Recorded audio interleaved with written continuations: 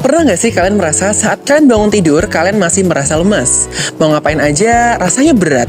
Bahkan naik tangga 1 lantai saja, rasanya ngos-ngosan. Dan saat berkaca, kalian sering mendapati wajah kalian terlihat pucat pasi. Dan kalian sering beranggapan mungkin aku sedang kurang semangat saja, atau mungkin aku sedang kelelahan. Tapi teman-teman, perlu diwaspadai bahwa mungkin tubuh kalian sedang mengirim sinyal darurat di mana kondisi tubuh kalian mengalami yang namanya anemia defisiensi besi. Anemia defisiensi besi merupakan kondisi yang sering tidak terdiagnosis. Gejalanya samar dan bahkan sering dikira sebagai kelelahan biasa. Padahal, jika dibiarkan dapat menyebabkan dampak yang serius. Penyebabnya dapat bervariasi berdasarkan usia, jenis kelamin, bahkan hingga status sosial dan ekonomi.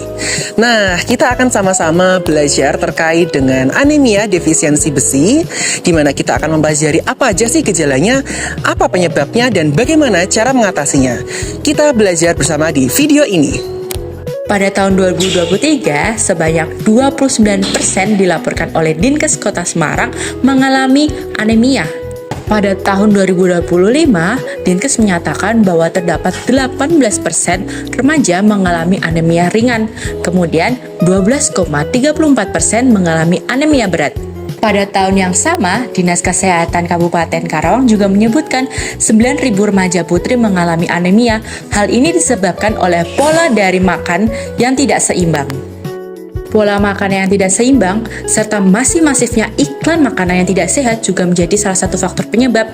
Selain itu, juga kurangnya konsumsi dari daging merah menjadi salah satu penyebab kenapa masyarakat di pesisir itu mengalami anemia.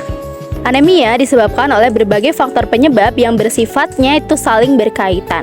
Lantas, apa aja sih faktor penyebab yang dapat menyebabkan anemia? Yang pertama itu faktor konsumsi yang tidak seimbang. Minimnya asupan zat pembentuk darah seperti zat besi, vitamin, dan juga protein. Yang kedua, maraknya iklan fast food atau makanan cepat saji. Semakin berkembangnya zaman, semakin memberi kemudahan kepada masyarakat untuk mengakses berbagai informasi, termasuk iklan makanan cepat saji atau fast food yang tentu sangat menggiurkan masyarakat. Apa sih contoh dari fast food ini? Contohnya seperti fried chicken, seperti makanan yang rasanya manis, dan juga burger. Lantas kenapa ini berbahaya? Karena fast food atau makanan cepat saji ini termasuk makanan dengan nilai gizi kurang, sehingga kesadaran dalam mengonsumsi makanan berserat tinggi yang bersumber dari sayuran ataupun buah-buahan ini semakin rendah. Faktor selanjutnya adalah kondisi tubuh yang lebih rentan. Remaja putri mengalami menstruasi tiap bulannya, sehingga lebih rentan untuk mengalami anemia karena kekurangan zat besi.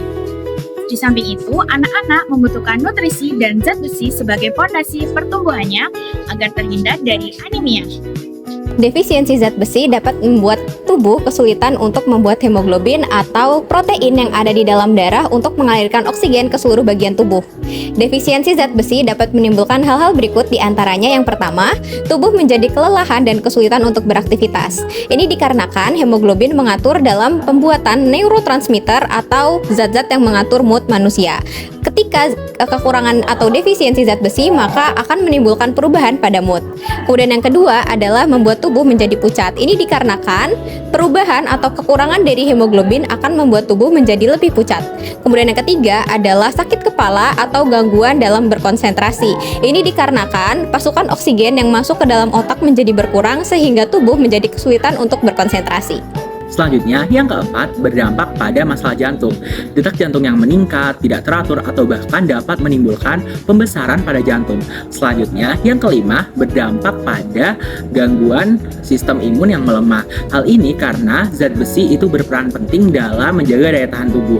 Selanjutnya, yang keenam itu menimbulkan gangguan pada perkembangan dan juga pertumbuhan anak.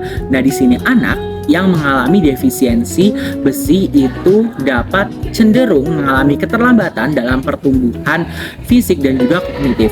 Selanjutnya, yang ketujuh, yaitu gangguan pada kehamilan dan juga risiko pada ibu dan juga janin.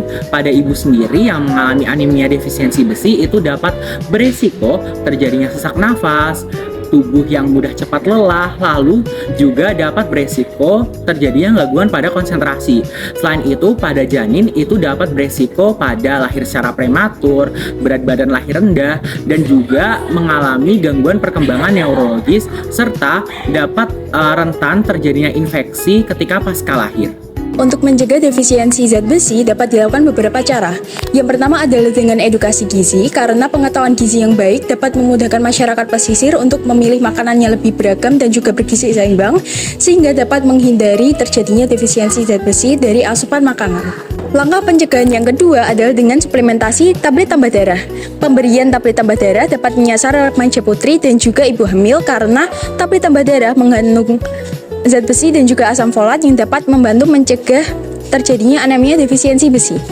Langkah selanjutnya adalah dengan perbaikan pola makan, yaitu dengan mengonsumsi makanan yang mengandung zat besi dari laut seperti ikan, kerang, cumi, dan juga ikan tongkol. Selain itu, dapat melakukan diversifikasi pangan, yaitu dengan mengonsumsi sumber zat besi lain selain dari hasil laut seperti bayam, daun kelor, telur, tahu, dan juga tempe. Setelah mengonsumsi sumber-sumber zat besi tadi, jangan lupa untuk memaksimalkan penyerapan dari zat besi, yaitu dengan mengonsumsi bahan pangan yang mengandung vitamin C seperti jambu dan jeruk, dan menghindari kebiasaan meminum kopi ataupun teh setelah makan karena zat taninnya dapat menghambat penyerapan dari zat besi. Langkah ketiga adalah dengan fortifikasi bahan pangan.